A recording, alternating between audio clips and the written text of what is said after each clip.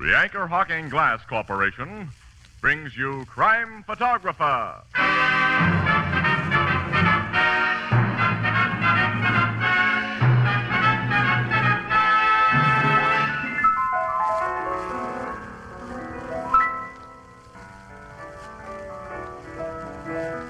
Say, Ethelbert, did you hear about the latest crime wave? What crime wave, Casey? It's a series of crimes that occur regularly every week. What's so unusual about that? Well, for one thing, every one of these crimes is solved in exactly half an hour. Gosh, do they have any idea who's responsible? Why, sure. It's Crime Photographer, brought to you each week by Anchor Hocking, the most famous name in glass.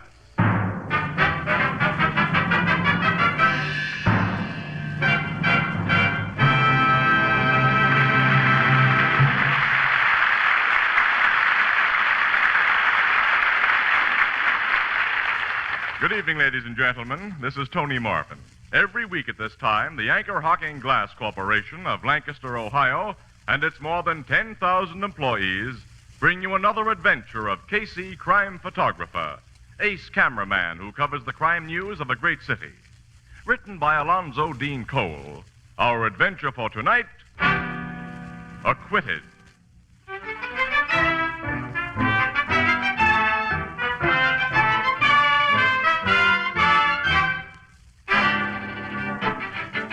Late afternoon, a sparsely filled courtroom. Opposing attorneys, witnesses, spectators, and the accused stiffen to attention as the jurors file into their box. Then the foreman is summoned to state the verdict. We, the jury, find the defendant not guilty. I told you it'd be that way, Annie. Well, you didn't have to tell me, Casey. I knew.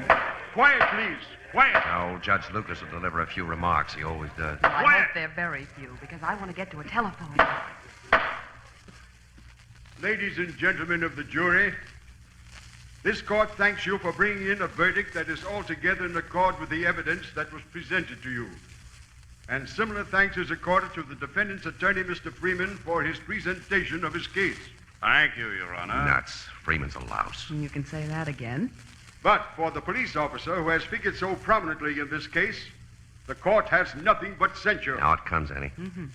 Detective Ryan, evidence has shown that you deliberately and with malicious intent committed an unprovoked assault upon the defendant for the purpose of obtaining the confession that he here repudiated. That isn't so, Your Honor. That dirty crook Wadlow told you nothing but lies. Quiet! How can a man be quiet when he's blamed for doing his duty? That guy tried to escape, and I put him under arrest. He fought me and I had to subdue him. Bailiff, preserve order in this court. Mike Rand was sure to blow his Okay. top under that one, Annie. And Okay, I I'll be don't quiet. blame him. And I beg the court's pardon. Detective Ryan, it is in the power of the court to impose a penalty upon you for your disgraceful outburst. But in view of your apology, I refrain. I shall, however, recommend to your superiors that you be called to answer for your conduct in all phases of this case. Prisoner at the bar, Leonard Waldo, you stand acquitted and are hereby discharged from custody. Thanks, Judge. Ladies and gentlemen of the jury, you are discharged. Court adjourned. Well, now I get to a phone and give the city desk the story. Yeah, I'll stay here, Annie, get some pictures. Okay, I'll meet you in the car. Okay, honey. Mr. Allison. Yes? Thanks. Just wanted you to turn around so I can get a shot of it. I got it all right, thank you. What did you want a picture of me? You were the complaining witness in this case. Your property was stolen. And since this man's been acquitted, I never expect to see that property again. You failed to identify him as a thief. I couldn't be positive he was the man I surprised in front of my safe that night. And one must be positive. But you originally identified him as the guy. I said then he strongly resembled the burglar, as I said it again today. I never said more than that. I see. Excuse me, I want to say a word to the Assistant District Attorney, Mr. Freeman. Yes, sure. Hey, Freeman, Hello, Casey. you and your lucky client look happy for the camera? Okay. Watch the birdie, Lenny. Sure. Thanks, I got you. But, what did you mean by lucky client? This lad was innocent as a newborn babe. Yeah, you just heard the jury and the judge agree on that, Casey. Sure, Lenny, I heard. I still say you're quite a lawyer, Freeman. Say, look ahead. Newspaper guys are naturally cynical, Lenny, in case he's right about you having a good lawyer. Yeah, you're a good one, all right. Huh? Oh, Officer Ryan. Yeah. Hello, Mike. Hello, Casey. I hope there's no hard feelings, Mike. You know there's nothing personal. What I did to you on the witness stand, it was all part of the game. Sure. You lawyers can make an honest witness look like a fool and a liar. Take it easy, Mike.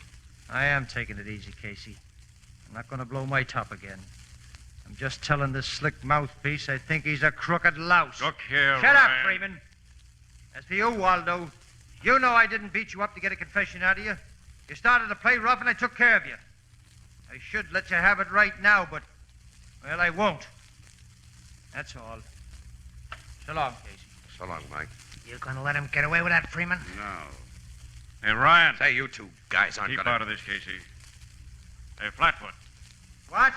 We're gonna tell you a few things, copper. Oh, yeah? Freeman, you're supposed to have some brains. Big Mike Ryan is dynamite when he gets started. Ryan, my client and I were going to let you off easy. But since you've decided to be nasty, we'll see that you face not only departmental charges for manhandling a prisoner, we'll slap a civil suit on you for damages resulting from assault and battery. You're not gonna do that, Freeman. That's what you think, you big ape. No dirty thief like you calls me that. Mike. Let go of me, Casey. I'm gonna run him. I'll kill him. Hey, Allison, help me hold this chop. He's a strong. We've got him. Hold it, Mike. Hold it, will you? These birds were only trying to make you lose your head. Don't play into their hands. Okay, take your hands off me. I promise not to sock them. What's going on here? Huh? Oh, hello, Sergeant. Nothing's going on. Nothing at all. Casey's made a slight understatement, Sergeant. Officer Ryan just tried to attack my client and me. It was a deliberately provoked attack, Sergeant. I was leaving the room holding my temper, Sergeant, when these two came... Okay, Mike. I'll make no report on it to add to your other troubles. Other troubles? Yeah. Commissioner sent me here for you. You're to report at his office right away. Oh, well, that means... Judge Lucas just talked to him over the phone. You can guess what it means. I'm sorry, Ryan. Yeah. Oh, okay, Sarge. Let's go. So long, ex-copper. You're going to miss that badge of yours. Listen, Waldo and Freeman. I'm going to get you two for this. Just remember that. Gentlemen, you're witnesses to that man's threats. Yeah, Freeman. And Mike Ryan's not the only one who'd like to take a poke at you two.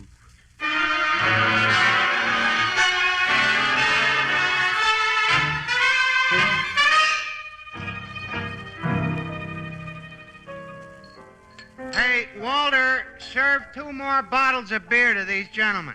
And bring up some more lemons. Oh, this is the lemon season again. Now, to get back to what you and Casey was relating to me, Miss Williams, what did the commissioner do to Big Mike Ryan? Suspended him. Yeah? Yeah, and it's lousy. Mike's a swell cop, and he's got his swell record, too. You don't think he beat up that Lenny Waldo in order to get a confession, huh, Casey? Definitely not. In my book, the whole thing happened just like Mike said it did. I forgot the beginning of this case. It happened over 6 months ago, didn't it? Mm-hmm. Shortly after Christmas, Ethelbert. This Robert Alliston, who's a wholesale diamond merchant, went to his office after hours with a friend and walked in on a safecracker. Well, the burglar blackjacked him and made a getaway with around $100,000 worth of precious stones. Alliston's friend got socked before he had a good look at the guy, but Alliston himself described him to the cops, and the description fit Lenny Waldo, who, of course, has a long record for safecracking. Mike Ryan was one of the dicks assigned to look for Waldo. He found him. Waldo tried to make a break, and there was quite a fight. Waldo came off second best. When Waldo yelled uncle, he spotted a confession along with it. Which he later affirmed in writing. Yeah, but before the trial, Dan Freeman, his lawyer, smuggled a camera into the jail and got some pictures of Waldo's bruises, showed the pictures in court. And then Waldo repudiated his confession, saying that he'd been beaten into it by Officer Ryan. Well, Alliston, who was the only person who could definitely place Waldo at the scene of the burglary, wouldn't make a positive identification. He's one of those ultra-careful people. Anyway, the whole case against Waldo blew up when Freeman got Mike Ryan's goat during cross-examination. And Ryan looked like the criminal instead of Waldo. And as there was no direct evidence, none of the stolen gems had been found in the man's possession. Now the insurance companies are holding the bag. And if they try to renege, it won't hurt Alliston much. He inherited a couple of million about a month after the robbery. He did? Yeah. A rich uncle of his died. Gee, I've always wished for a rich uncle in bad health. So have we all. Well, now the only one with any trouble on his hands is poor Mike Ryan, huh? Casey, Freeman and Waldo threatened to press charges against Ryan and to institute civil action for damages. Oh, that was just bluff, Eddie. Well, they were pretty sore at him from what you've told me. And he was pretty sore at them. I'm not sure that... All right, excuse me, there's a bar phone. Annie, look. I'll no bet you cafe, that Mike will Ethelbert be speaking. back on duty in a week. And that Yeah. Waldo and Freeman It's for you, will Casey, go... your city desk. Huh? Oh, see, give it to me. Hmm. Hello, Burke. Yes, I'm here again. Yeah. What? Gleiber's Cafe? Yeah, sure, I know where the place is. What? Wait a minute. Say that again, Burke.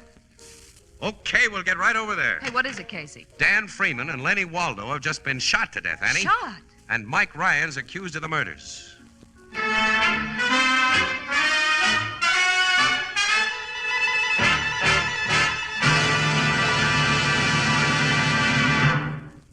Tomorrow, all over America, cool, frosty drinks will be poured from radiant sunburst crystal pitchers into sparkling sunburst crystal tumblers.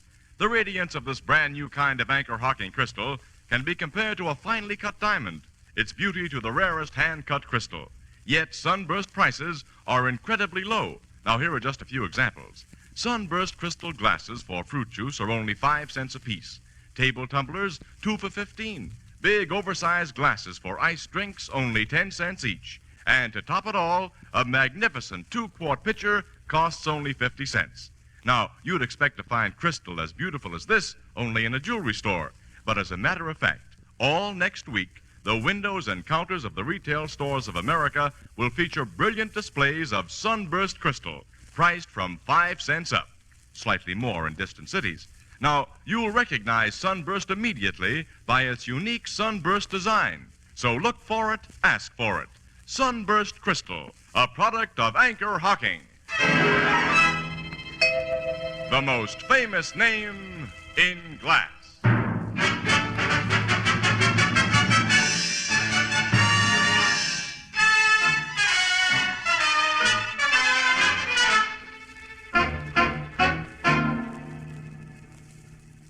Casey, it isn't pleasant for me to tag another cop for murder, but now this job spells Mike Ryan all the way. What have we got on him, Logan? Yeah, tell us what happened, Captain. Well, Gleiber's Cafe here was a regular hangout for Freeman, Miss Williams.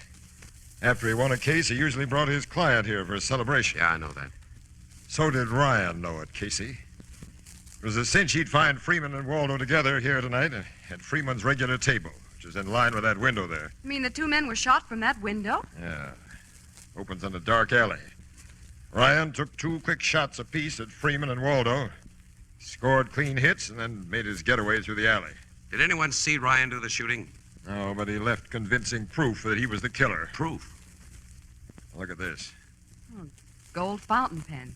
with his name engraved on it. Inspector Mulcahy gave it to Ryan a couple of years ago for being a top-notch cop. Where did you find it, Logan? In the alley, a few yards from that window, where it had fallen from Ryan's pocket. Someone may have lifted the thing from Mike and planted it there, you know. I'd like to believe that, Casey, but well, Ryan was seen in this neighborhood tonight. He was. Only a few blocks from here, Miss Williams.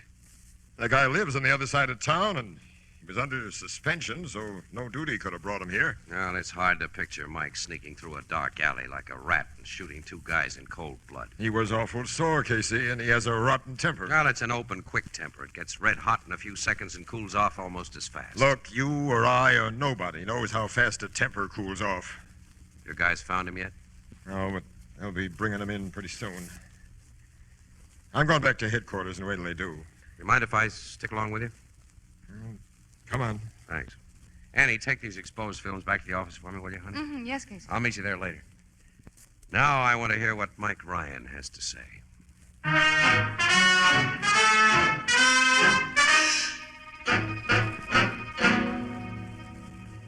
I swear I didn't do it, Captain. I didn't know a thing about it till I went home and found Sergeant Flanagan waiting there for me. What were you doing near Gleiber's Cafe just before the shooting, Ryan? I explained that to the sergeant, sir. I want to hear it. Well, okay. I got a phone call at my home tonight from a guy who wouldn't give his name. He said he'd give me a tip on the Weinstein robbery last week if I'd meet him on Elder Street between Lexington and Grove at 10:30. Now, you've gotten that kind of calls from crooks yourself, Captain. And so have you, Casey. You know that's so, Logan? Keep out of this, Casey. Okay, sorry. So you were in the neighborhood, Ryan, only because you received this mysterious summons to be there, huh? Yes, and that's God's truth. Of course, your man showed up. Well, no, he didn't. I waited a while and then started back home. By way of the alley behind Gleiber's Cafe. I didn't go near Gleiber's. I walked in the other direction. You walked home, huh? Yes, a good part of the way because I wanted to think. Think up the story you've just told me. Well, what do you got to say about this fountain pen we found? Well, I lost it somewhere today. I don't know where. Captain, I've been framed for this job. You've heard that excuse from plenty of crooks yourself, haven't you? Yes, and sometimes it was true. One time in 1,000. Oh, yes, I know that. Captain, the boys gave me the dermal nitrate test right after they brought me in. It proved I haven't fired a gun for days. You know all the tricks, Ryan. You could beat the nitrate test. Well, yes, that's so. Well, where do we go from here, sir? I'm not going to confess to something I didn't do. And you know I won't let my men beat a confession out of you as you beat one out of Waldo. What's that? You heard me. I think Waldo told the truth in court. I think your story about his attempted escape was phony. And you're a cockeyed fool. I think you're a liar, Ryan, and a cold-blooded murderer. No man talks to me like that. Let me go, boys. I'll kill him. I'll kill him. You want to kill again, don't you? Kill, just as you did tonight. When something starts that temporary ears boiling, all you can think of is murder, isn't it? I get it. And I fell for your act, Captain. I know I've got a tempter, but I'm not a murderer. Take him away, boys. Let him sit in a cell a while and think. Maybe he'll get wise to himself and tell the truth. Come on, Ryan. All right. Casey, Yeah, Mike? you're not a cop with a cop's way of thinking. Do you believe me? I think I do, Mike. Thanks. Let's go to that cell, boys. You really believe his story, Casey? Yeah. I think you do too, Logan. You were just putting on an act. I want to believe it, because he's another cop, which makes me unreliable. Mike's been a tough cop, and a lot of crooks hate his insides. The quarrel in that courtroom today was pretty public, and news travels fast. Yeah. Mike's threats did provide a swell setup for a A frame. perfect one for anyone who wanted Freeman and Waldo out of the way. Plenty of guys headed in for those two rats. Yeah? Yeah.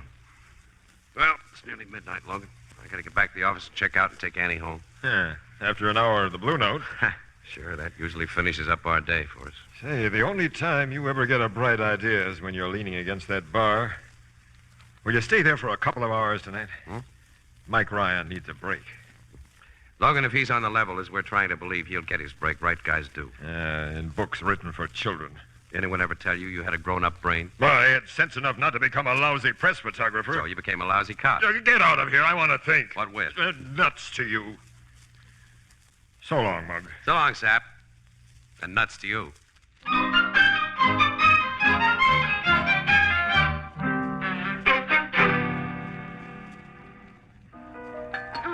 If we could only figure out who stole Ryan's fountain pen, Casey. Yeah, sure. That's the key to the whole thing, Annie. If the guy's been framed. But some dip might have let it slip out of his pocket. He may have lost it on the street. Somebody picked it up. Yeah. As soon as you get that ice chop, Joe, go down the cellar and bring up some more club soda. You hear me, Joe? Okay, Applewhite. Oh, gee, I'm tired, Casey. I just had to mix up highballs for a party of 8. Party of 8 is a pretty young person to be drinking highballs. Huh? Nothing. Oh. Oh, I get it. It's not bad. Not bad at all. It was terrible. Well, not that Was bad, it? Annie. No. Yeah, I guess you're right, Miss Williams. You two still puzzling over that murder? I'm getting nowhere, Ethelbert. Say, ever since you come in, I meant to tell you and forgot. I heard something funny tonight about them guys who was killed. What? I got talking here at the bar with a young fella I know. He's studying to be a lawyer. Bunny Shell, his name is. And he said he sat in on Waldo's trial for a while today, you know, to kind of pick up pointers. So?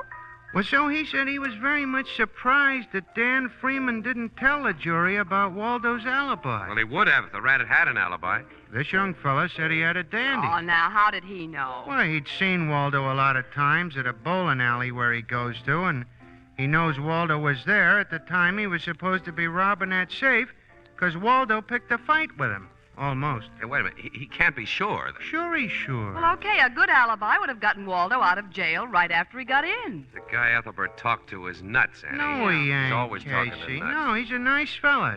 Smart, too. He said he got so curious about why no alibi was mentioned at the trial, he went up to the bowling alley and checked. Guys who worked there told him Dan Freeman had come around there after Waldo was arrested and got him to sign papers about him being there at such and such a time. But they didn't hear from him again. Did he tell you what bowling alley it was? Yeah, the Acme on 11th Street. Acme, all right. Annie, come on. We're going to do some checking there. Why? It may be Ryan's break. Oh, I don't get it. Annie, if this story's true, the whole thing is simple. I'll know who really killed those two guys tonight and why.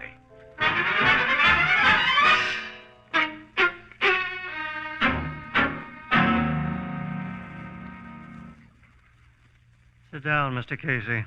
Thanks, Mr. Alliston. To what am I indebted for this visit at this hour in the morning? Are we alone here? My servants are all in bed, if that's what you mean. Why do you ask? I think you'd prefer to hear what I have to say alone. I have no idea of your meaning. The meaning is money. Money? Mm-hmm. Yours. A lot of it. Talk straight, Mr. Casey. Okay. I know that you killed Freeman and Waldo tonight and framed Mike Ryan for the job. You're mad. Am I? And you killed them, Alliston, because they were cutting themselves in on most of the dough you inherited from your uncle. Really? Uh-huh. You're beginning to interest me. Go on. Around last Christmas time, you didn't have your uncle's millions. You needed dough. And you figured that a good way to get it was to steal from your own business. So you staged a fake robbery. This is ridiculous. The police were thoroughly satisfied the robbery was no fake. Sure, you and Dan Freeman staged it so well. And your description of the thief was sure to result in Waldo's arrest. Do I interest you? Go on. Well, to make it look good to the insurance companies, someone had to take a rap for a while. So Waldo was brought into the scheme. He made a confession that he'd robbed your safe after protecting himself with an alibi he never had to use. Your identification of him was just positive enough to hold him, but so unpositive that a jury would acquit him. But these characters double-crossed you. Now they could send you to jail for conniving in the theft of your own insured property. And they're putting the screws on tight now, right? You seem to be doing the talking. All right, I'll go on. When it seemed certain that they'd take most of your new insurance in blackmail, your new inheritance, you watched for a chance to double-cross them. Mike Ryan's threats in court gave you that chance. And when you helped me keep him from socking Freeman and Waldo, you slipped his fountain pen out of his pocket. Later, you made the phone call that brought him to the neighborhood of Gleiber's Cafe. You did a smart job, Alliston. Almost smart enough. And how would you attempt to prove this wild theory? You've heard about the dermal nitrate test, haven't you? Dermal nitrate test? Yeah, that establishes whether a man has fired a gun recently. Oh, of course. Freeman and Waldo were shot less than 4 hours ago. The tests applied to the man who shot them would be conclusive. Shall I call the cops and ask them to test you? You said you came here for money. You're a blackmailer. Another one, just like Freeman and Waldo, only wiser. Purely out of curiosity, how much do you want? $100,000. You're most conservative. Which shall it be? The money or the cops? Neither. Oh. Why that gun? You're no smarter than Freeman and Waldo, Casey. And I'm going to kill you, too. And then what happens to you? This is my house. I surprise a prowler in my home and shoot him, as anyone has a right to do. And the shot I'll fire at you, Casey, will account for the result of any dermal nitrate test. So... Nice shooting, Logan. You knocked the gun right out of his Oh, hand. gee, you waited so long, Captain, I was afraid that Casey... This guy would only have shot Casey if I hadn't got him first, Miss Bridget. My pal, Annie. You were outside this window all the time, Captain? Uh-huh. There, Elliston. I put the bracelets on you nice and easy. There isn't a bruise on you or a bump. I'm going to take a picture of him, Logan. Yeah, that does it. Now no shyster lawyer will convince a jury that Alliston's confession before witnesses was gotten by way of anything but simple kindness.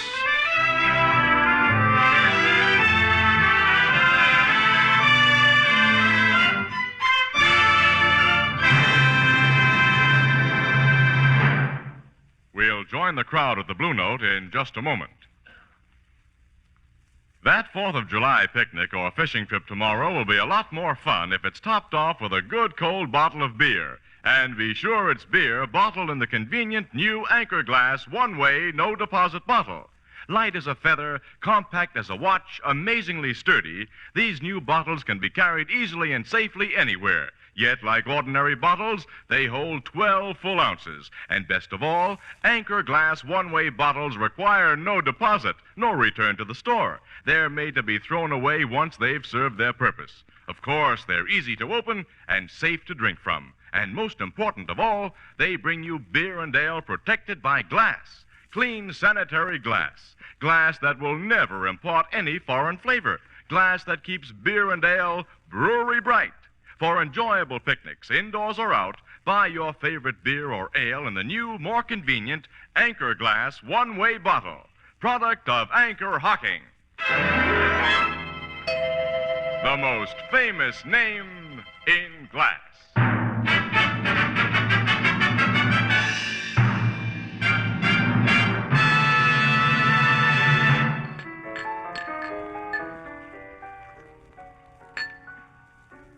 Mike Ryan's back on the force, huh, Casey? Naturally, Ethelbert. Sure. Mm-hmm. And reinstated, with apologies from the commissioner and Judge Lucas. There's a couple of things I still don't understand. Hmm? Why did me telling you about Waldo's alibi give you the big idea that... Ethelbert, when a crook gets into a jam, the first thing he pulls is an alibi. If he has one, that is. Well, Waldo had one, yet neither he nor his lawyer ever even mentioned it. No, there had to be a reason. Sure. The only reason must be that he wanted to be thought guilty of that robbery. Oh, which was covered by insurance. So they were trying to fool the insurance companies. That's right. And they'd have no point in doing that unless the insured person, Alliston, was in on the deal. And then, knowing Alliston had inherited big dough, it was a cinch to figure the blackmail angle. Oh, sure, the whole thing was perfectly simple. Yeah? Simplicity itself. Casey, there's a couple of things I still don't understand. Would you mind explaining that again? Come on, Annie. This is where we came in.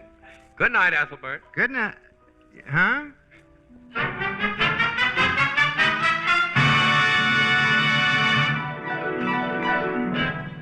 Crime Photographer, starring Stotts Cotsworth as Casey, is brought to you each Thursday by the Anchor Hocking Glass Corporation, makers of Fire King Oven Glass, Anchor Glass Containers, Anchor Caps and Closures.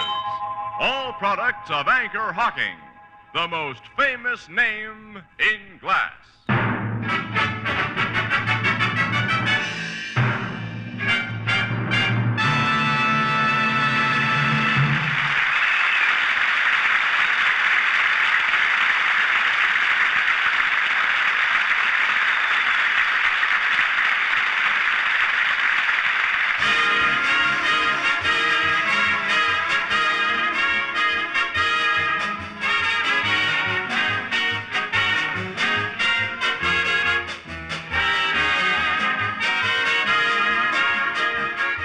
Photographer is directed by John Dietz. The original music is by Archie Blyer, and the program features Miss Jan Miner as Anne and John Gibson as Ethelbert.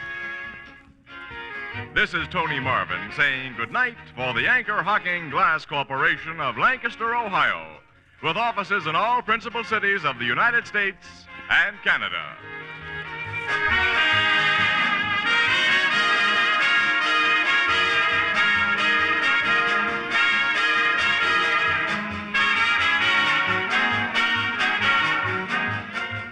Thursday night tonight on CBS is the biggest show in town.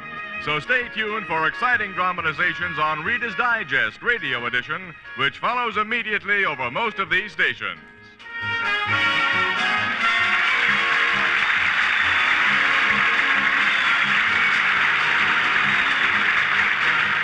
This is CBS, the Columbia Broadcasting System.